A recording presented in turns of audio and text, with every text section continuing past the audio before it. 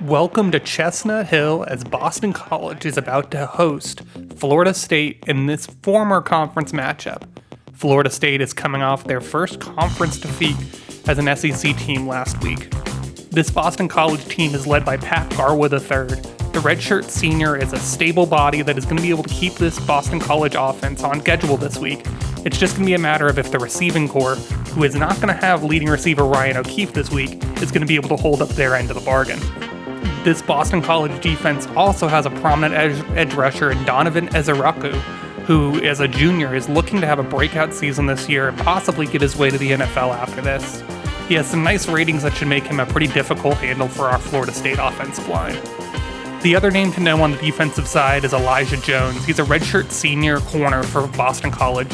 At 6'2", 178, and with some decent speed, he should prove to be a problem for some of the Florida State receivers and make life not so easy for them when Florida State has the ball. We're now almost ready for kickoff, and the big story is Florida State going to be able to rebound from their first loss of the season last week to LSU, where the defense looked a little bit helpless? Are they going to show some life today and be able to get back on track with a game against Boston College? Let's head to the first drive of the game, where Florida State, after a touchback, has the ball in the pistol, ready for quarterback Jordan Travis, and they're going to start the game early with a run for Trey Benson. He's able to work his way for 5 yards, and that is what was missing last week in their game against LSU. And they're back in the same formation for their 2nd and 5 play, and this is going to be a handoff to Lawrence Toafili. He's already going to pick up a first down, and clearly Florida State said, we don't like how we weren't able to establish the run and get those easy yards last week, and we want to get to it. So after Lawrence Toafili is a little slow to get back up, Jordan Travis misfires on the next throw. Then on the next play, Travis scrambles out, able to find some room, but bumps into a lineman and is only able to get 2 yards before bringing up this awfully crucial 3rd and 8 early on for Florida State. Travis is checking at the line, wanting to get into the right play. After last week where you looked a little disjointed on offense on occasion, you want to make sure that you're taking your time. You have the talent advantage. You just need to make sure you're putting yourselves in the right positions here. Throw near Keon Coleman, and it is misfired and doesn't even get there. It is picked off. It is taken to the house, and Boston College early on has taken a 7-0 lead, and that is the exact opposite of the way that you thought this Florida State team would respond after the way last week went.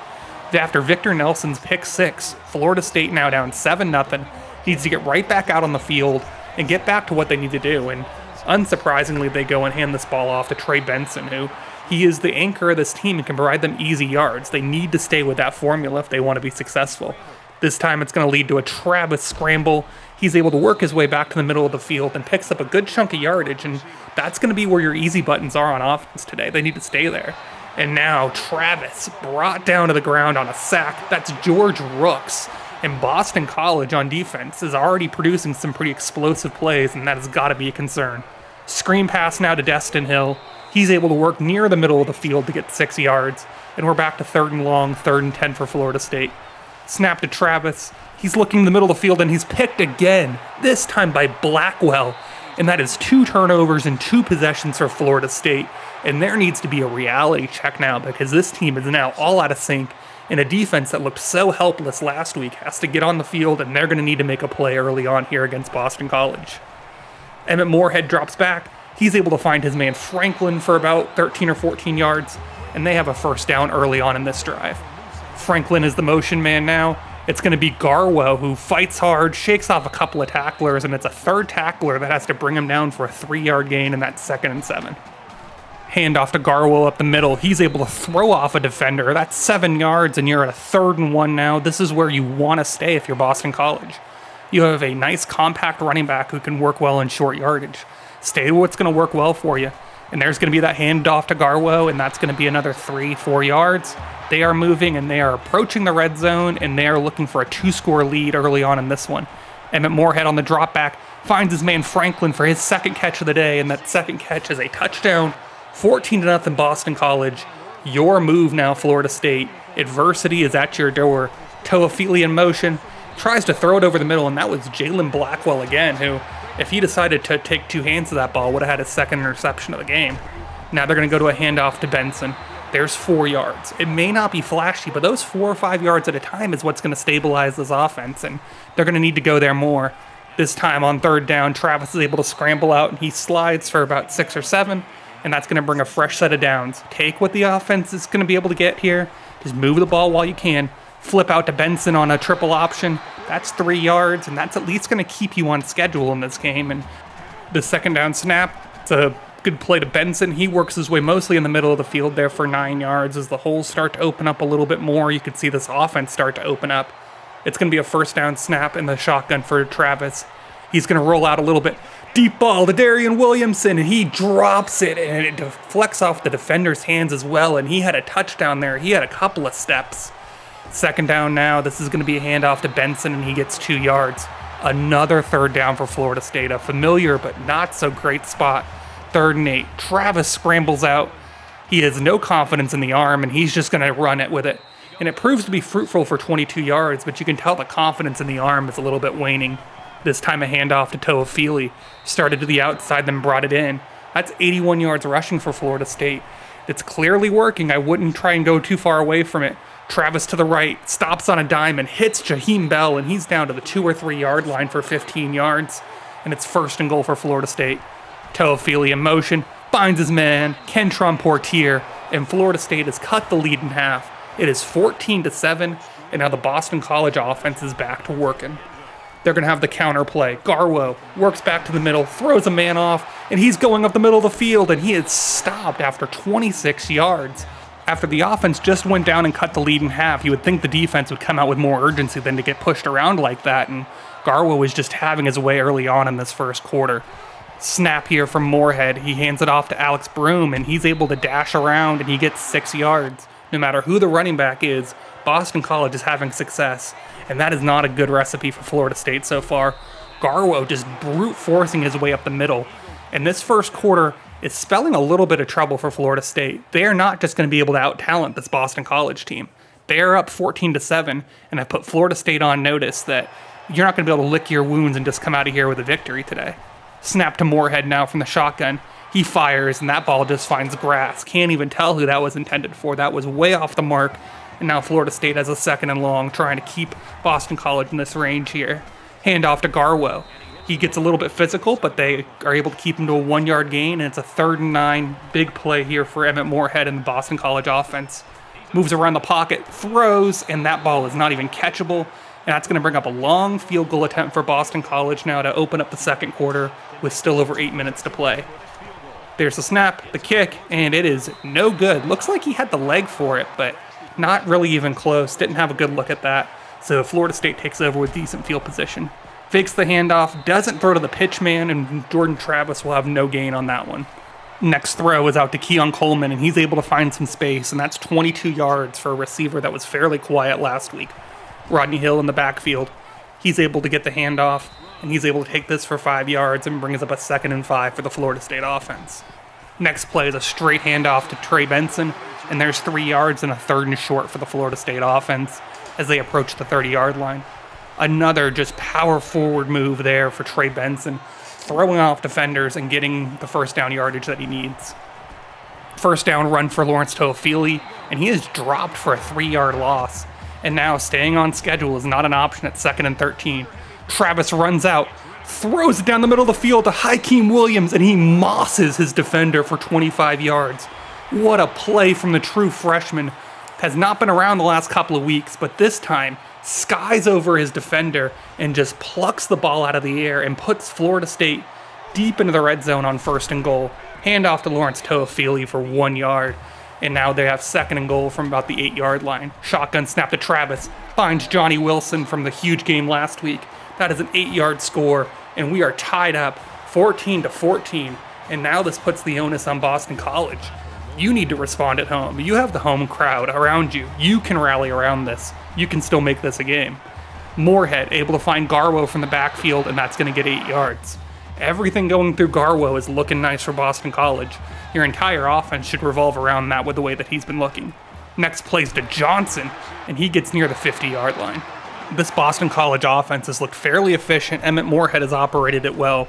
This is now a handoff to Garwo, and he's smothered for a loss of 1 yard on that play, and that will bring up 2nd and 11 now. It's Boston College who's a little off schedule on this one. Run to Garwo. He moves into the middle of the field, and there's 7 yards for him, and he's a little slow getting up, and that's a danger zone, you would say, for Boston College, as he's been a big part of this offense. 3rd and 4 snap to Moorhead. He's able to find Griffin, but he is inches short, and it's going to bring on the punt team. An interesting decision with how well the offense has moved, but without your big heavy back like Garwo, Boston College may just want to regroup, let Florida State take their chances with about 3 minutes left in the second quarter. But this now gives Florida State a big opportunity with 3 minutes left to maybe come into halftime with a lead. Snap to Travis. He rolls all the way out to the right. Looks like he's just going to take it and run, as that those lanes have been purely open for him in this game, and if they're going to give them to you, might as well take them. Travis first down, hands it off to Benson. He's working really nicely, and that's 9 yards for Benson. Those lanes are opening up much more than they were last week against LSU. Another snap and another Benson first down. He's been mixing in a couple of 2, 3, 4-yard runs and then a nice 8 or 9, and it's been working well for this offense. Travis out to the right, tries to find Kentron Portier, and he does his own Hakeem Williams impression, and he skies over a defender. Florida State is taking advantage of their big deep ball receivers who can just sky over these corners from Boston College who are not matching up well. That is a matchup they need to stay well with at this point. It's been working so far. Screen pass to Destin Hill, and that's going to lose a couple of yards, and that's a couple of weeks in a row of that play just not working well, and you have to imagine Florida State's got to move that out of the playbook sooner rather than later. Shotgun snap to Travis. Moves out to the right. He's got some running room, and he's going to take it, and that's going to be another first down, and Boston College has lost contain over Jordan Travis at this point as he's running free with a minute left in the second quarter, and he is brought down for a sack, and that'll prompt a timeout from Boston College, but Jordan Travis comes off the field as his hand's being looked at, and now backup quarterback Tate Rodemaker hands it off to Trey Benson for 7 yards, and Boston College calls another timeout, looking to get the ball back before the end of the half. Rodemaker now in the pistol, making a couple of checks at the line. We'll see how aggressive they're going to be here. Toafili in motion, has a man on a slant, and Deuce Spann just drops it at the 3-yard line, and now Ryan Fitzgerald comes on for the field goal, and it is good, giving Florida State a 17-14 lead with about 46 seconds to go, and now doubt about the health of their quarterback going into the second half. Emmett Moorhead now on the under center snap, and he is taken down, and the ball is loose, and that's going to be an offensive lineman who comes down with it, and it's going to be 2nd and 27 for him, but it's going to be reviewed. The sack will still stand, but all that extra yardage is in doubt now, as it looks like Dennis Briggs and Jared Verse were combining on the sack, and now with this look, it looks like for sure that knee was down, and it is going to come back, and it's going to be more like a 2nd and 17 rather than a 2nd and 27, but still puts the Boston College offense behind the chains as they're trying to move the ball at the end of the half. Nice pass to Alex Broom out of the backfield. He'll get 10, still 3rd and 6. Time running out on this one. Don't know how long they're going to let this run. It's going to be a run for Alex Broom, and this will end the half after that 10-yard run. Florida State, after getting punched in the mouth early, they are up 17-14, but is Jordan Travis going to come back after the half? We'll find out when Florida State gets the ball. But first, it's Emmett Moorhead down by 3 points with this Boston College offense. And they're going to hand this off to Alex Broom, as they are for sure not going to have Pat Garwo the rest of the game. And that news is a big blow to Boston College, as he is their best offensive player, and they're going to have to work around this new limitation. That's going to be a slant to Jaden Williams, but they're going to come up 3 yards short. And this 3rd and short would be an ideal time for a guy like Pat Garwo, but the under center snap, oh no, he is taken down immediately by big ol' Fabian Lovett, the defensive tackle, and that is going to be a 4th and 17 that is going to be forced by the Florida State defense, and a punt, and Jordan Travis back in the game, in the pistol. Mike Norvell said he is fine, and he is going to continue playing, and he throws this one immediately, first play of the second half for him, to Kyle Morlock, who chunks it up for 42 yards. He has not had many catches on the season, but they have been big and explosive. And I think when teams just forget about the big body from Kyle Morlock, he's able to create that separation and make his way down the field. Now Florida State, with under 10 on the play clock, gets a man in motion, hands this off to Trey Benson, and he finds his lane out to the outside. And that is 135 total yards rushing for Florida State, as they have had a lot of success early. Staying on the ground, 3rd and 1, a lot of options. This is where you want to be able to have those options of either staying on the ground with a guy like Benson, letting Travis run with it, or let his arm go, as he's been throwing the ball a lot better after that first quarter. Just going to pound it straight ahead. keep pressing those easy buttons, and another one for Trey Benson, and that'll bring up a 1st and goal inside the 5. This is a handoff to Lawrence Toafili, who gets close and probably down to the 1-yard line after 3 yards. And now we have 2nd and goal and a tight formation again. This is going to be Benson straight ahead, and that is Benson for 1 yard, and Benson for a 24-14 lead. And Boston College is scrambling a little bit. They're going to need a response. Handoff to Alex Broom, who's looked really nice and a little more speedy than the bigger back in Garwo, but he just hasn't been able to get those short yardage opportunities, and it looks like Boston College is a little afraid to give them to him. Shotgun snap to Emmett Moorhead, fakes the handoff, and he's going to be running free. Not normally a running threat, but the read option catches him off guard, and he gets a huge chunk play to get them near the 50-yard line at this point. Emmett Moorhead under center now. He's going to hand this off to another running back. That is Kyle Robichaux. That'll be 3 yards, and he looks to be more in that mold of Garwo, who can get a little more physical and run between the tackles, so maybe that's your combination you go to for the rest of the game. And there's Alex Broom right on cue, able to go between the tackles, get a little more speedy, and get to the 2nd level, and that's 7 yards and brings a 3rd and inches. Fakes the handoff on a read option, gets a block up the field, and Emmett Moorhead is going to find 19 yards, and that is 2 huge chunks that they have used with Emmett Moorhead. And they have found a little bit of a different way to move the football, and it's nice to see Boston College adjust. Under center snap, he finds Williams for a 1st down, and I really like the way that Moorhead is thrown. They just need to put him in better positions. Outside handoff to Alex Broom, and he's going to lose 2 yards as Florida State keys in a little bit there, and that is the true freshman Conrad Hussey coming down from the safety position and making that tackle for loss. This is going to be Moorhead drifting back, flying all the way to the left, and then throws right, and it is almost picked by Fentrell Cypress, who would have still been running and going for all the way for a touchdown if he would have put 2 hands on that, but swats it away for a 3rd and 12. Moorhead has a man in motion. Big conversion here. They're going to need to find a way to get points. Shotgun snap to Moorhead. He drops it off to Franklin, and he's able to run hard, but is able to come up 1 yard short, and that brings on a field goal, which I guess I understand cutting this to a 1-score game, but you don't know how many opportunities you're going to have of getting this close. The field goal is snapped, it's up, and it is good, and now Florida State comes back on the field for a 24-17 game. Handoff to Benson. Nice running, finds a beautiful lane, staying patient there to find 8 yards, and he has been amazing today. A much better look from him than the last game we saw against LSU. The Travis scramble to the right and throws to Hakeem Williams, and he drops it there, and that is huge. He had plenty of room to run, but tried to throw it and could not convert. Trey Benson able to make up for it, and he gets a lot more than the 2 yards needed. That's 15 and the best run of the game for Trey Benson at this point. Snap to Travis.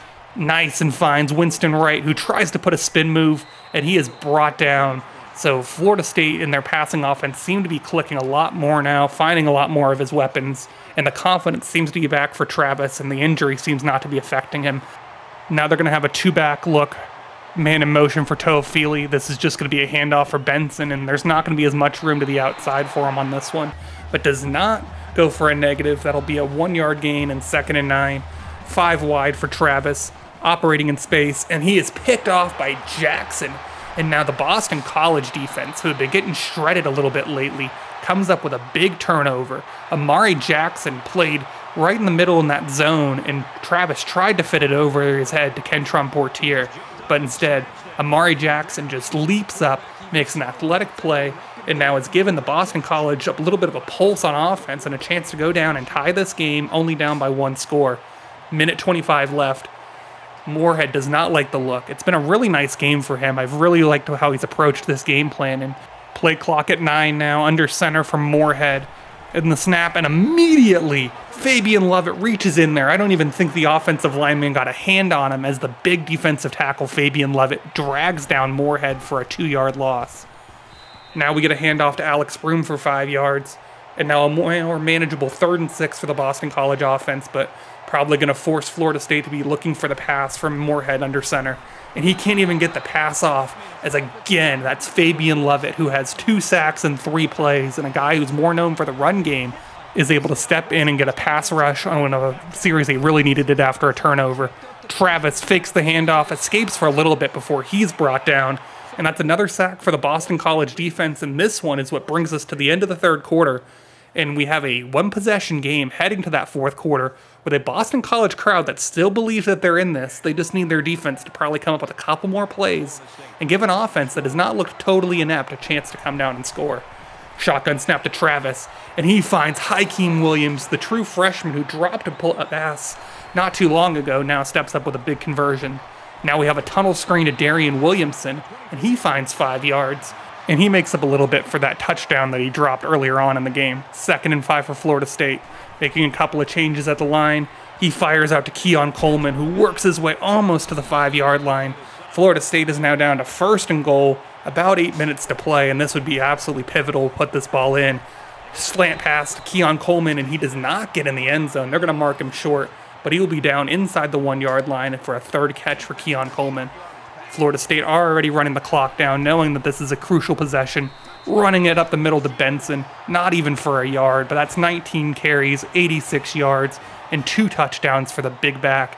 And now Boston College is in a must-score position for this possession. Shotgun snap to Moorhead. He's able to find George Takis, the tight end, who's usually a bigger part of the offense, but he now has 1 catch for 1 yard on the day and at least marks himself in the scorebooks as we have 7 minutes to play and Boston College is desperate for a score. 2nd and 9 snap. They're able to find Griffin, who works his way up the middle of the field after the catch and run, and there's 18 yards, and they're going to need more plays of that variety to work their way down the field quicker. 6:44 left. Moorhead snaps, and that ball is out of bounds on the pass.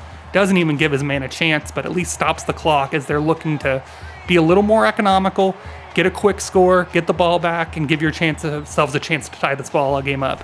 Man in motion, snapped Alex Broom, and he is stopped for no gain, and I have no idea why they are still continuing to run the ball and not even moving at a quicker pace, still running the play clock under 20 seconds. They have got to be in more of a hurry. Now Emmett Moorhead finds his man, Joseph Griffin, and that's a 1st down, and right at 6 minutes to play, Alex Broom gets the handoff, and he runs to the outside, and that's a nicer play. If you're going to get chunks like that, I can see running the ball, but you can't afford a lot more of those negative or small game plays. This is Kyle Robichaux now, works his way around, and the run game is cooking after 14 yards for Robichaux. 1st down for this Boston College offense. They seem to be feeling a little bit of a groove here, feeling like they know what they're doing. This is going to be a pass to Joseph Griffin, and he is knocked away from him by the cornerback on that play, and now it's going to bring up his 2nd and 10, 5:22 to go. Under center like he has for most of the game. Nice 3-step drop, finds his man Jaden Williams, and that'll take about half of the needed yardage away, and it's 3rd and 4 for Boston College. 4-down territory though. Doesn't even matter. They're going to have 2 plays to get this conversion. Throws and is finding Johnson, and this will cut it to a 31-24 game. That is the big part here. They now need a defensive stop, but you have to imagine Florida State is going to be in that running the ball game out mode if they can. Hand off to Benson. He's able to find a lot of yardage there, and there's 7 quick yards. Then another handoff to Benson to get a 1st down. And Florida State continues to run clock. Tick, tick, tick, tick, tick. Handoff to Hill. And that's going to be about 14 or 15 yards. Florida State would continue to just mercifully run the ball against this Boston College defense. And they were not able to find a lot of answers here. As you can see, even when things were not going great, Florida State continued to run the ball down their throat, not even really getting tricky with it. On this 3rd down, would have been a big stop for Boston College, but Trey Benson was able to power ahead and reach over 100 yards with that conversion. But Boston College was still not out of this. They were going to need to make that stop eventually here, though. Another run up the middle for Benson, and that's 4 yards. Staying on schedule, they try a screen pass here to Toafili, who gets stopped for a 2-yard loss. And now it brought up the all-so-crucial 3rd and 9. Boston College gets a stop here, and the game would still have a chance. But instead, it's a nice, easy route to Coleman, gets a lot of separation, and with 1 minute and 40 seconds to go, Florida State would have all of the ammunition they would need to run the rest of this game out and finish off the victory, 31-24. And I think deservedly so. Trey Benson comes away with the player of the game. 25 carries, over 100 yards, 2 scores, and he really carried the offense today. Even when they were looking not so sharp after how Travis started the game, he was the stalwart in how today's offense ran. Speaking of Travis, though, it seemed like after we got out of that first quarter and got his legs under him, things looked a lot nicer. I made some better decisions as well. A couple of those interceptions are on me. I just did not anticipate some of the defender reactions. The last one was very surprising. That defender sitting in the middle of that zone who made that huge jump was, I don't even know how to describe it. I was a little bit in shock when I watched it. That was one of those like old school Madden defender leaps there where I thought I had enough room to fit it over and clearly didn't. But as you can see, our run game was what carried us between what Travis gave us on the ground and what Benson was able to. I probably could have gone to it more, and we had less than 5 minutes to run this game out after Boston College scored, and we could have easily given it back to them, but I wish we would have had a chance to have more involvement from the receiving game. That's something I was disappointed in. But, everybody had a little bit of a chance. Hakeem Williams got to show up with 2 huge catches, missed a big one, and Darian Williamson could have had a huge conversion. So those throws are there. We just have to, make those plays when they actually come up. And I still want to involve Keon Coleman more. And now this game, I only had 1 target and 1 play to Johnny Wilson. It was a touchdown, but that guy needs more touches. And I think we just kind of got thrown off sync a little bit with how the game unfolded with 2 straight interceptions. And, that's not an excuse, but kind of how the game did progress. Defensively, we only gave up 17 points because we gave away 7 on the pick 6. So I think we got some pass rush. Fabian Levitt, who is more of a run defender no matter what the NCAA 14 archetype wants to tell you. He does more in the run game, but him getting those 2 sacks after the turnover was huge. And I think overall we played pretty nicely. They're not a potent offense, and they lost their best player halfway through, so hard to tell how the game would have gone after that, but they still ran the ball and ran effectively, so I'm not as concerned about that. And then for Boston College, Emmett Moorhead was nice. 14-19, 156 yards and 2 touchdowns. That's surely enough to win some ball games. They just didn't have the ball as much as we did because they got some short fields, and then the pick 6 kind of took a possession away from them, so the play count is heavily favored towards us, so I don't really want to judge a lot there, but I think he played well enough to win. He didn't make any mistakes that really hurt them. And as I previously mentioned, the loss of Pat Garwo was huge for them, seeing what he was doing on the ground, and you want to compare the yards per carry averages, and you can't always use those metrics, but as you can see, the difference between him and Broom, pretty striking, and if they would have had Garwo the entire game, I still think we win, but I think they're able to probably string together another longer possession that still might have only ended in a field goal or something like that. But all things considered, I'm fairly happy with how we played just from a big picture approach. I know the game against LSU kind of got away from us, where LSU's offense started to shred us up and it made us look really bad on the defensive side. I felt a little more confidence, I would say, in how the defense played, just because we were able to get a little more of a pass rush. Things seemed a little more potent. I would have liked for Fentrell Cypress to come down with that interception, as petty as that sounds, but, being able to convert a turnover like that in a game where we had 0 is pretty telling, and that was the one part of the game where we weren't as successful when you look at it. With first downs, we just had the ball more, and that's where rushing yards and passing yards are, but time of possession, I think we were running quicker plays and more plays. Boston College had the ball for almost as much time, but was running fewer plays, so this is kind of a stretch where we're not going to learn a ton about ourselves, I feel like. It's kind of a thing where we just need to take care of business. Our next game is against Charlotte, so they're obviously not going to be as talented, and it's going to be our last chance before our back half of an SEC gauntlet where we're going to be playing some really top-flight opponents, where we're going to need to get our last piece of work in before we kind of settle in and say, this is the team that we are and the team that we're going to be the rest of the year. And I'm pretty excited to see where we go from here. So I appreciate everybody watching, and as always, go Noles.